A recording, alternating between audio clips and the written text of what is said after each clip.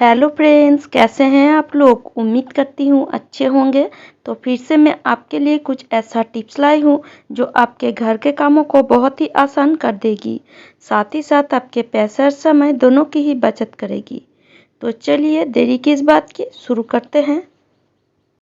जब हम इस तरह चाकी बेलना से रोटी बेलते हैं तो आप देखिएगा बेलते बेलते 3 से 4 दिन बाद ये जो सूखा आटा है वो चाकी या बेलना के ऊपर इस तरह से लग जाती है। और इस तरह जब आटा लग जाए तो रोटी बेलने में भी बहुत ही दिक्कत होती है। तो इसे हम फिर से धो लेते हैं। पर इस तरह अगर आपका चाकी बेलना काठ की हो तो धोने के बाद तुरंत इसे इस तरह एक कपड़े से अच्छी तरह से पोंछ लीजिए, क्योंकि ये काठ की है तो ये खराब भी हो सकती है, मतलब ये जो काठ है वो फूल भी सकती है। और पोंछने के बाद आप क्या कीजिए, गैस को जला लीजिए और गैस जलाने के बाद इस तरह गैस के ऊपर चाकी बेलना को रख कर अच्छी तरह से सुखा लीजिए। इस तरह आप गैस के ऊपर भी कर सकते हैं, या अगर आपके घर में धूप अवेलेबल है तो धूप में भी इसे तुरंत दे दीजिए, इससे ये अच्छी तरह सूख जाएगी। और जब ये चाकी बेलना अच्छी तरह सूख जाए तब आप इस तरह एक प्लास्टिक के अंदर चाकी बेलना को रखिए। इससे कोई भी कीड़े मकोड़े या कॉकरोच आपके चाकी बेलना के ऊपर नहीं आएगा और आपके चाकी बेलना बिल्कुल सुरक्षित रहेगा। तो उम्मीद करती हूँ ये टिप्स आपको अच्छी लगी है। जब भी हम उंगली में नेल पेन लगाते हैं तो आप देखिएगा उंगली की जो साइड है उसमें भी नेल पेन लग जाती है और वो देखने में बहुत ही खराब लगती है। आप क्या कीजिए, जब भी आप नेल पेन लगाए उंगली में तो इस तरह से एक क्लिप ले लीजिए, जो क्लिप से हम कपड़े को सुखाते हैं वही क्लिप ले लीजिए और इस तरह से उंगली के साइड में इस तरह से लगा दीजिए। और देखिए इस तरह से अगर आप नेल पेन को पहनेंगे तो उंगली के साइड में नेल पेन बिल्कुल भी नहीं लगेगी। और अगर आप जल्दी में हैं तो भी आप जल्दी जल्दी इस तरह लगाएंगे तो भी थोड़ा सा भी नेल पेन उंगली के साइड में बिल्कुल भी नहीं लगेगी। तो उम्मीद करती हूँ ये टिप्स आपको ज़रूर अच्छा लगा होगा।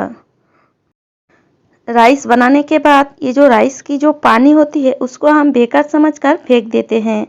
हम लोग तो इस तरह राइस बनाते हैं और इस तरह ये जो राइस की पानी है उसको इस तरह निकाल लेते हैं और ये जो पानी है इसको हम बेकार समझकर फेंक देते हैं। पर आज ये टिप्स आप देखने के बाद राइस की पानी को बिल्कुल भी नहीं फेंकेंगे। तो चलिए इस पानी से हम क्या करते हैं देख लेते हैं। तो इस जो पानी है इस पानी को आप बिल्कुल ठंडा कर लीजिए। देखिए बिल्कुल इस तरीके से जब आप उंगली डुबाए तो ये बिल्कुल ठंडा लगे, इस तरीके से ठंडा कर लीजिए। और देखिए पानी थोड़ा सा घना भी हो जाती है ठंडा होने के बाद। और अब हम इसमें ऐड करेंगे लगभग 1.5 कप मैदा। जो मैदा आप पराठा के लिए यूज़ करते हैं उसी मैदा को इसमें ऐड कर दीजिए 1.5 कप। और एक चम्मच की मदद से इस तरह हम इस मैदा को राइस की पानी में अच्छी तरह से फेंट लेंगे और लगभग 5 से 7 मिनट आप लगातार फेंटते रहेंगे तो देखिए बिल्कुल इस तरह स्मूथ बन जाएगी ये राइस की पानी। और देखिए कितना घना हो गया है। अब हम इसमें स्वाद अनुसार नमक डालेंगे और थोड़ा सा जीरा और काली मिर्च को हमने कूट लिए हैं वो हम इसमें ऐड कर देंगे और अच्छी तरह सारे चीज़ों को फिर से थोड़ी देर फेंट लेंगे। और अब हम इस तरह एक चम्मच लेंगे और इस चम्मच की मदद से मैं आपको दिखा देती हूँ ये कैसा होना चाहिए। देखिए ऊपर से बिल्कुल ये कवर हो रहा है, बिल्कुल वैसा ही होना चाहिए। और देखिए इस तरह अगर आप लाइन क्रॉस करेंगे तो देखिए ये लाइन अच्छी तरह बनना चाहिए। अब हम इस तरह छोटा छोटा प्लेट ले लेंगे और इस प्लेट के ऊपर हम एक ऑयल ब्रश की मदद से सारे प्लेट के ऊपर ऑयल ब्रश कर लेंगे। बस एक ही बार हमें सारे प्लेट के ऊपर ऑयल ब्रश कर लेना है।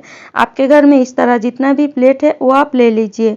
और अब हम गैस पर या इंडक्शन में एक कढ़ाई को चढ़ा देंगे और उसके ऊपर एक स्टैंड इस तरह से रख देंगे और ढक देंगे पानी में उबाल आने तक। और चलिए ये जो हमने प्लेट लिए हैं उसके ऊपर ये जो हमारा बैटर है उसको लगभग 1 चम्मच डाल देंगे। देखिए बिल्कुल इस तरीके से, बहुत ज़्यादा नहीं, बस 1 से 1.5 चम्मच ही आप डालिएगा ये। तो इस तरह से हम 3 प्लेट के ऊपर जो बैटर है उसको डाल देंगे। सारे प्लेट एक साथ नहीं आएगी, तो इसलिए हम 3 से 4 प्लेट के ऊपर इस तरह डालेंगे और बैटर को तैयार करेंगे। तो चलिए अब हम इसको क्या करते हैं देख लेते हैं। जो हमने गैस पर पानी चढ़ाया है उसमें भी उबाल आ गया है। तो इस तरह से हम प्लेट को ये पानी के ऊपर रख देंगे। जो स्टैंड हमने रखे हैं उस स्टैंड के ऊपर रख देंगे और फिर से ढक देंगे लगभग 1 मिनट के लिए। 1 मिनट में ही ये तैयार हो जाएगी। और फिर से हम दूसरा प्लेट भी तैयार कर लेंगे। और देखिए 1 मिनट में आप इस तरह से चेक कर लीजिए। अगर आपके हाथ में बिल्कुल भी नहीं चिपकेगा तो समझिएगा ये जो हमारा राइस की जो पानी है वो बिल्कुल रेडी हो गया है। तो चलिए इसको हम निकाल लेते हैं और बाकी प्लेट को भी इसके अंदर हम डाल देते हैं और फिर से ढक देते हैं।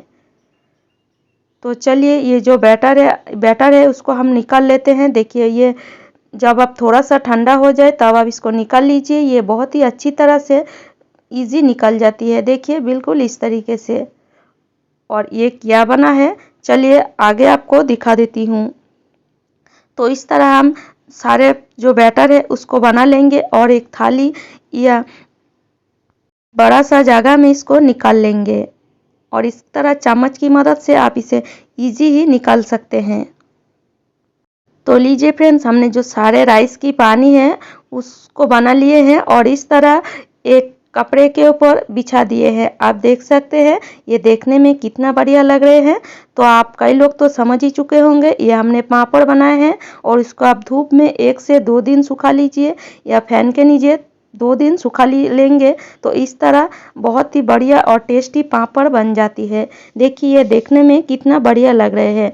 तो चलिए एक हम इसको फ्राई करके भी देख लेते हैं। देखिए छोटा सा पापड़ था, हमने फ्राई किया तो ये कितना बड़ा बन गया है। और ये पापड़ फ्रेंड्स खाने में बहुत ही टेस्टी बनती है।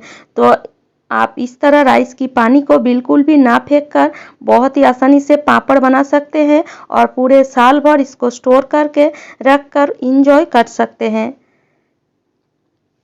और मैं आपको दिखा देती हूँ ये जो पापड़ है देखिए कितना खस्ता भी बना है और देखिए छोटा सा पापड़ था कितना बड़ा बना है। एक पापड़ मैं आपको तोड़ के दिखा देती हूँ। देखिए कितना ये क्रिस्पी और खस्ता बना है, देख सकते हैं बिल्कुल टूट रहा है। तो इस तरह आप राइस की पानी को बिल्कुल भी ना फेंके और बहुत ही आसानी से पापड़ बनाकर बच्चों को खिलाए और आप भी खाए। तो उम्मीद करती हूँ ये टिप्स आपको अच्छी लगी है। खाना बनाने के लिए आटा तो हमें डेली ही गूंथना पड़ता है और काम करते करते कई समय होता है ना हमारे हाथ कभी कट जाते हैं या हाथों में कभी लग जाती है तो हम ठीक से आटे को नहीं गूंथ पाते। तो आज मैं आपके लिए जो टिप्स लाई हूँ वो टिप्स आप यूज़ करेंगे तो आपके हाथों में आटा भी नहीं लगेगी और आपके जो आटा है वो अच्छी तरह गूंथ भी जाएगी। तो इसके लिए आप पहले आटे में अगर नमक खाते हैं तो स्वाद अनुसार नमक दे दीजिए और आप आटे को गूंथने के लिए ले लीजिए एक चाय छन्नी। आज हम इस चाय छन्नी की मदद से ही आटे को गूंथेंगे। बस नमक देकर अच्छी तरह चाय छन्नी की जो डंडी होती है उसको लीजिए और इस तरह से नमक को आटे में मिला दीजिए और आप थोड़ा पानी दे दीजिए। जैसे आप हाथों की मदद से आटे गूंथते हैं बिल्कुल वैसे ही थोड़ा पानी मिलाकर आटे को इस तरह से गूंथते रहिए। देखिए इस तरह जो चाय छन्नी की डंडी होती है उसको आप इस तरह हिलाते रहिए। आपका आटा धीरे धीरे आप देखेंगे अच्छी तरह से गूंथ जाएगी।